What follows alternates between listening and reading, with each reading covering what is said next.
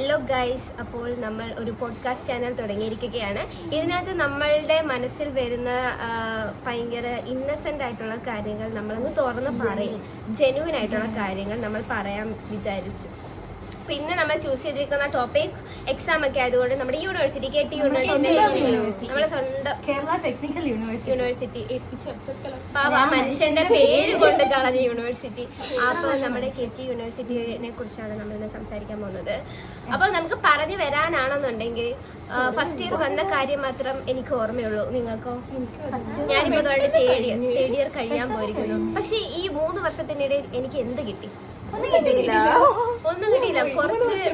കുറച്ച് ഫ്രണ്ട്സിനെ കിട്ടി, പിന്നെ കുറച്ച് ദാരിദ്ര്യം കിട്ടി, കുറച്ചധികം സർവൈവ് ചെയ്യാൻ പറ്റുമെന്ന് നമ്മൾ ജീവിതം കുറെയൊക്കെ പഠിച്ച്. പട്ടിണി എന്താണ്, പരിവട്ടം എന്താണ്, എങ്ങനെ സർവൈവ് ചെയ്യാം, 10 രൂപ കൊണ്ട് ഒരു ദിവസം എങ്ങനെ ജീവിക്കാം, 10K അല്ല 10 രൂപ. അത് 10 രൂപയുള്ളപ്പോൾ എങ്ങനെ ജീവിക്കാം, 500 രൂപയ്ക്ക് ഉള്ളപ്പോൾ എങ്ങനെ ജീവിക്കാം, 1000 ഉള്ളപ്പോൾ അതിൽ കൂടുതലൊന്നും വന്നിട്ടില്ല. അപ്പൊ എങ്ങനെ ജീവിക്കാം എന്നുള്ളത് നമ്മളെ അത് യൂണിവേഴ്സിറ്റി പഠിപ്പിച്ചതെന്നല്ല, ഒരു ദിവസം കൊണ്ട് 5 മൊഡ്യൂൾ നമ്മൾ പഠിക്കത്തില്ല. 2 ദിവസം കൊണ്ട് നമ്മൾ 5 മൊഡ്യൂൾ. നമ്മള് 9.8 ജുവൽ. ഈ പൊട്ട യൂണിവേഴ്സിറ്റിന്നൊക്കെ എങ്ങനെ മാർക്ക് മേടിക്കുന്നത് എനിക്കറിയാം.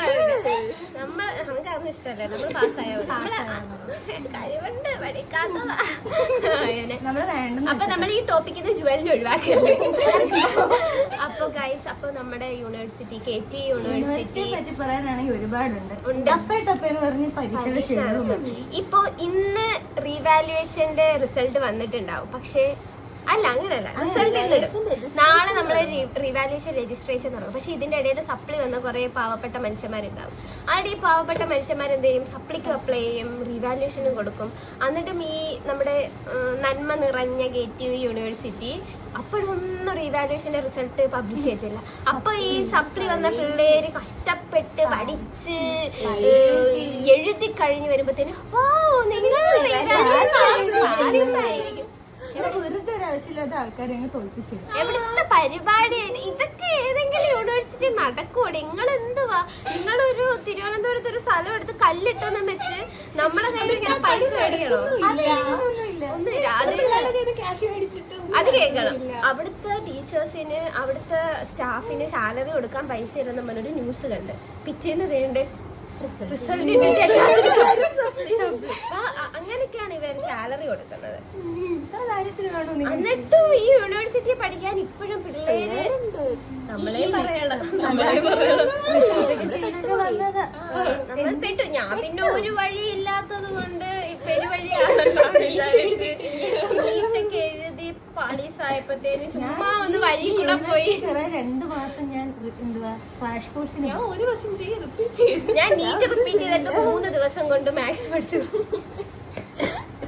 എഴുതണം ഗൈസ്. അപ്പൊ ഞാൻ താണ്ട് ഇവിടെ നിൽക്കുന്ന ബാർട്ടൺ ഹിൽ എഞ്ചിനീയറിംഗ് കോളേജാണ് നമ്മുടെ കോളേജ്. നമ്മുടെ കോളേജിനെ കുറിച്ച് പറയുകയാണെന്നുണ്ടെങ്കിൽ ഏക്കർ കണക്കിന് സ്ഥലം ഉണ്ടെന്ന് പറഞ്ഞാണ് ഞാൻ ഇങ്ങോട്ട് എഴുന്നള്ളിയത്. ഞാൻ ഇന്ന് കോളേജ് കാണണ്ട, നാളെ കാണാം എന്ന് നടന്ന് കാണാൻ സമയം ഒരുപാട്.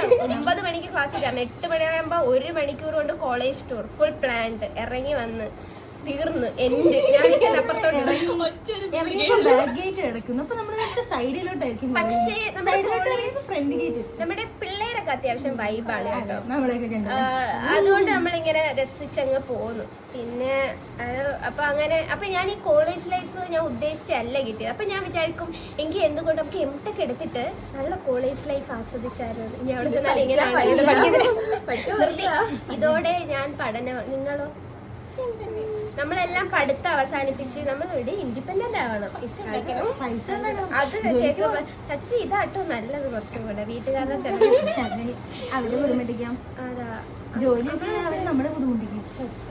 ജോലി ആയി കഴിഞ്ഞാൽ പിന്നെ നമ്മള് ഇൻഡിപെൻഡന്റ് വുമൻസ്. സ്വന്തമായി ഉണ്ടാക്കണം, സ്വന്തമായി തിന്നണം. അത് ആലോചിക്കുമ്പോ വീട്ടുകാരെ നോക്കണം. കുറച്ച് സപ്ലൈ അടിച്ചിടാൻ കിടന്നാൽ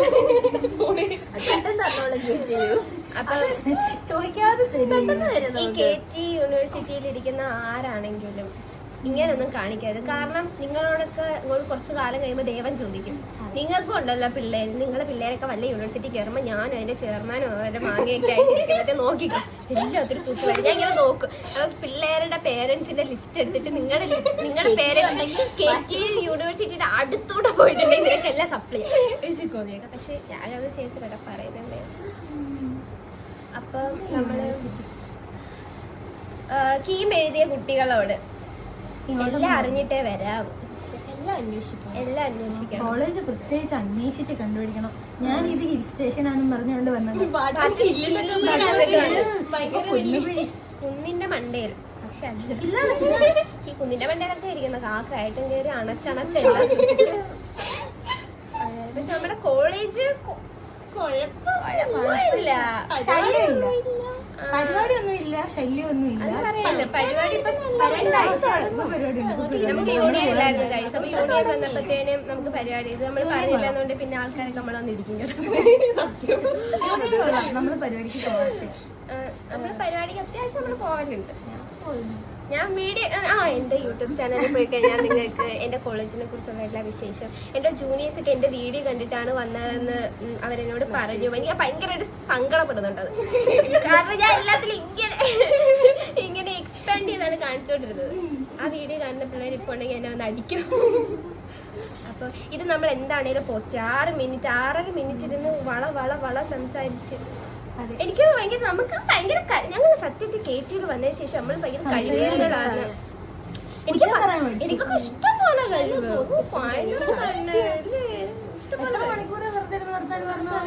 സത്യം പരീക്ഷ സമയത്ത് പിന്നെ അടക്കത്തില്ല. കണ്ടില്ലേ ഇത് മേക്കപ്പിൽ തുടങ്ങിയതാണ്. അപ്പൊ ഇതാണ് നമ്മുടെ ആദ്യത്തെ ഇത്. നമ്മൾ 7 മിനിറ്റ് കൊണ്ട് നമ്മുടെ ആദ്യത്തെ പോഡ്കാസ്റ്റ് അവസാനിക്കുകയാണ്. ഇനി ആർക്കെങ്കിലും എന്തെങ്കിലും ആഡ് ചെയ്യാനുണ്ടോ? ഇത് നമ്മുടെ ആദ്യത്തെ വീഡിയോ ആണ്. നമ്മള് ബാക്ക്ഗ്രൗണ്ട് ഒന്നും രസമല്ല. പക്ഷെ ഇനി നമ്മൾ റീച്ച് കിട്ടിയതിനു ശേഷം നമ്മൾ സ്റ്റുഡിയോ ഒക്കെ എടുക്കും. അത് നമ്മൾ വട്ടത്തിരുന്ന് മൈക്കൊക്കെ ആദ്യം നമുക്ക് ഇവിടെ വെക്കാൻ മൈക്ക്, പിന്നെ നമുക്ക് മറ്റേ നിൽക്കുന്ന മൈക്കാം. വീടെടുത്ത് നമ്മൾ സ്റ്റുഡിയോ ഒക്കെ സെറ്റ് ചെയ്യും. അത് ഞാൻ സിവിലാണ് കേട്ടോ. അപ്പൊ ഞാൻ ഇന്റീരിയർ ഒക്കെ ഞാൻ നോക്കോളാം. ഇലക്ട്രോണിക്സ് ഒക്കെ ഞങ്ങൾ 4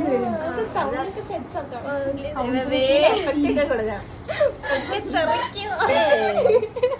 അപ്പൊ നമ്മുടെ പരിപാടി ഇവിടെ കൊണ്ട് അവസാനിച്ചിരിക്കുന്നു. ഇതിപ്പോ തന്നെ പോസ്റ്റ് ചെയ്യാം. ഒന്നും നോക്കുന്നില്ല, എഡിറ്റിംഗ് ഒന്നുമില്ല.